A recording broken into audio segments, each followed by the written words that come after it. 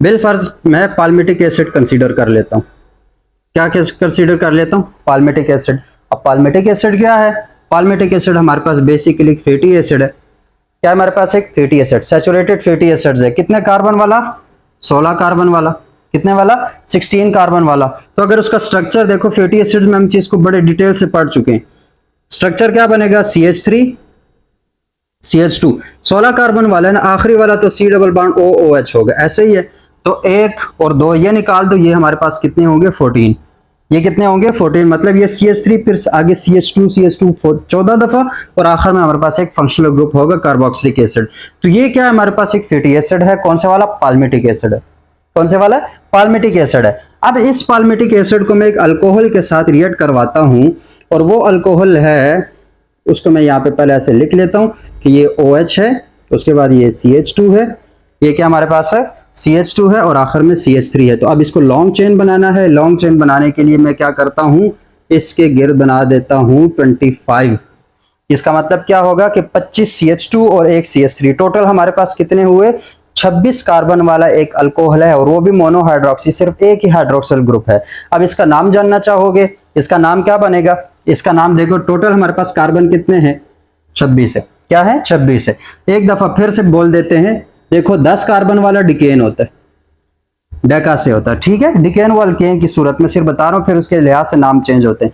10 वाला डिकेन है। उसके बाद कोजेन जो है वो 20 वाला होता है, या इसको इकोजेन बोलते हैं। तो वो हमारे पास ये 10 कार्बन वाला, ये 20 कार्बन वाला। इसी तरीके से अगर 30 की बात करें तो वो हमारे पास ट्रायो कंटेन होता है, वो 30 कार्बन वाला होता है। इसी तरह अगर 40 वाला है तो वो टेट्रा कंटेन है। वो क्या है?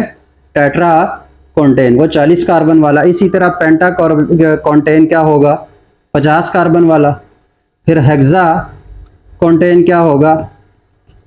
60 कार्बन वाला। इसी तरह हेप्टा हमारे पास 70 वाला हेप्टा कंटेन। इसी तरह हमारे पास आगे क्या है? 8 80 कार्बन वाला। तो वहां पे 8 के लिए क्या होता है? ऑक्टा।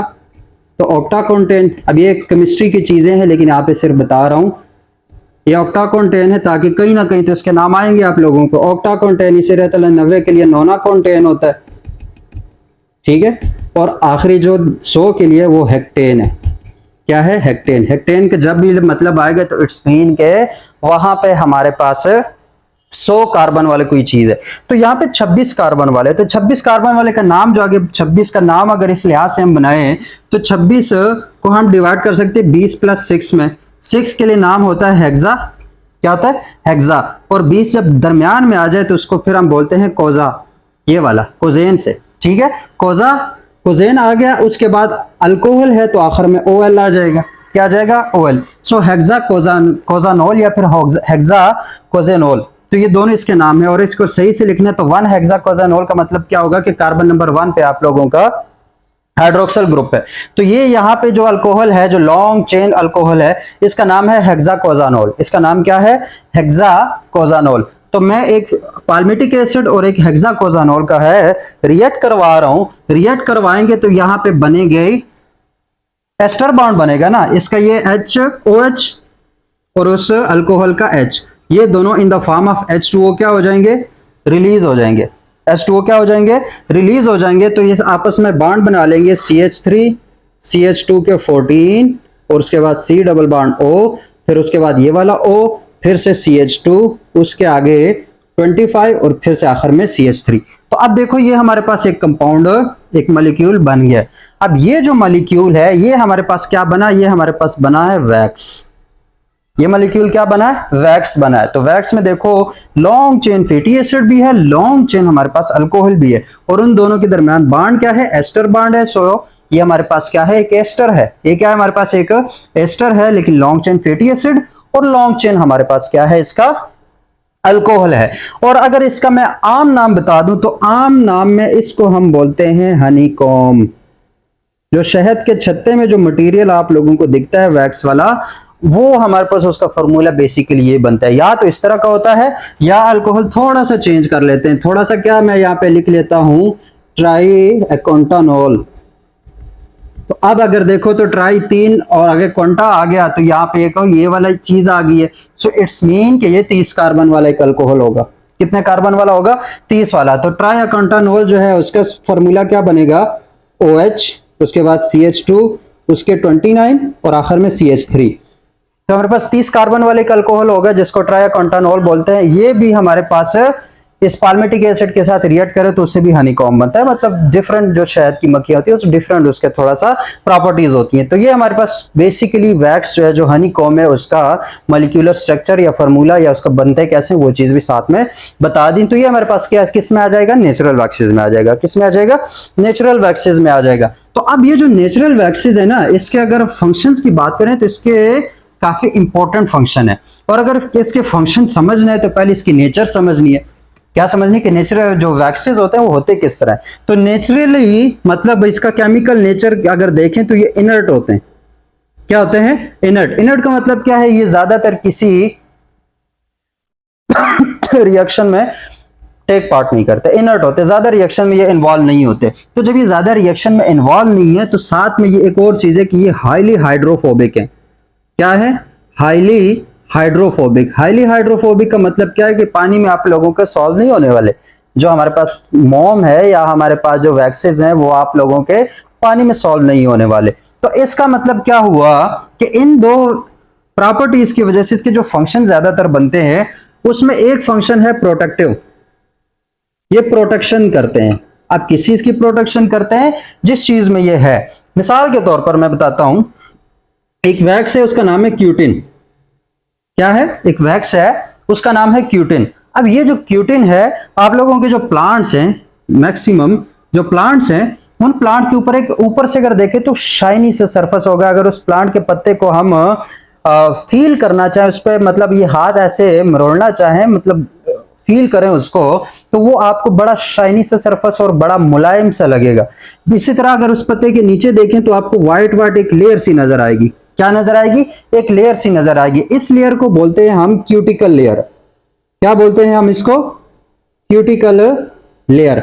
अब ये क्यूटिकल लेयर किस चीज की प्रोटेक्शन करती है? सबसे पहले ये प्रोटेक्शन तो करती ही है, मतलब बहुत सारे इंसेक्ट्स इन चीजों से प्रोटेक्शन करती है। साथ में ये वाटर लॉस से बचाती है। किससे? वाटर लॉस के। आप जैसे खुश्की में रहने वाले पौधे हैं जो जीरोफाइट्स हैं, कौन से वाले? जीरोफाइट्स। तो उन जीरोफाइट्स में उनकी ये अडेप्टेशन होती है कि उनके पत्ते जो है उन पे आपको एक थिक क्यूटिकल लेयर मिलेगी। तो उस थिक क्यूटिकल लेयर का फायदा क्या होगा कि हमारे पास जो वाटर लॉस है, जो किसके, जो प्लांट के अंदर जो पानी होता है वो ट्रांसपिरेशन के अमल को रोकती है। क्योंकि ट्रांसपिरेशन के वजह से क्या होगा कि प्लांट का जो पानी है वो इवेपोरेट कर जाएगा। तो ऑलरेडी अगर खुश्की है, पानी नहीं है सराउंडिंग में, और आप पौधा अपना पानी भी जाया कर दे तो फिर तो वो मर जाएगा।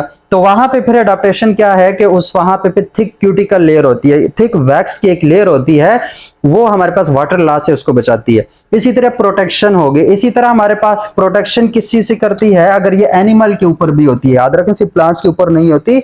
बहुत से आपको ऐसे मिल जाएंगे, आर्थ्रोपोड्स में मिल जाएंगे, एनिमल्स मिल जाएंगे, उनमें हमारे पास से थिक वैक्सी क्यूटिकल होती है, या थिक हमारे पास एक वैक्स होती है, उसका एक स्ट्रक्चर होता है। वो हमारे पास बेसिकली एटमॉस्फेरिक, किससे? एटमॉस्फेरिक ऑक्सीडेशन से बचाती है।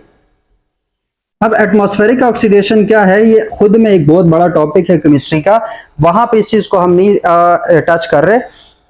इसको समझना है तो ऐसे करना, एक सेब है, सेब को बीच में से काटना और उसको हवा में ऐसे ही रख देना। तो कुछ देर बाद देखोगे कि वो जो सेब है वो अंदर से रस्टी सा हो जाता है, उसकी जो सरफेस है वो रस्टी से, ऐसे लग रहा है कि इस पर कोई जंग आ गया, कोई रस्ट आ गया। तो वो हमारे पास जो रस्टी से फील आती है उस सेब की, वो किस वजह से हो रही थी? वो एटमॉस्फेरिक ऑक्सीडेशन। एटमॉस्फेरिक ऑक्सीडेशन क्या है कि जो आपके पास हवा के अंदर ऑक्सीजन मौजूद है, क्या मौजूद है?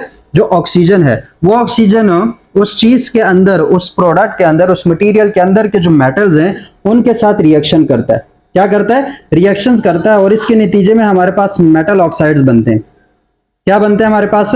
Metal oxides. तो वो जो मेटल ऑक्साइड्स हैं उसको बोलते हैं हम एटमॉस्फेरिक ऑक्सीडेशन। जैसे सेब के केस में आयरन ऑक्साइड्स बनते हैं, फेरक ऑक्साइड बनते हैं, तो ये इसको हम एटमॉस्फेरिक ऑक्सीडेशन बोलते हैं, और ये कोई अच्छी बात नहीं है। तो उससे बचाने के लिए भी हमारे पास ये जो क्यूटिकल लेयर, ये हमारे पास जो नेचुरल वैक्सीज हैं वो इन्वॉल्व होते हैं। तो ये कुछ हमारे पास हो गए इसके फंक्शंस। होप्स हो कि आपको वैक्सीज के बारे में थोड़ा बहुत अंदाजा हो गया होगा कि वैक्सीज क्या है। बाकी ये खुद के अंदर बहुत बड़ा टॉपिक है वैक्सीज।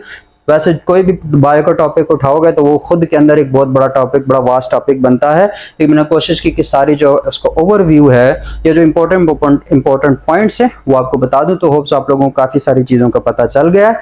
तो मिलते हैं इंशाल्लाह एक और लेक्चर में एक और टॉपिक के साथ। तब तक के लिए अपना ख्याल रखना और मुझे दुआ में याद रखना। अल्लाह हाफ़िज़।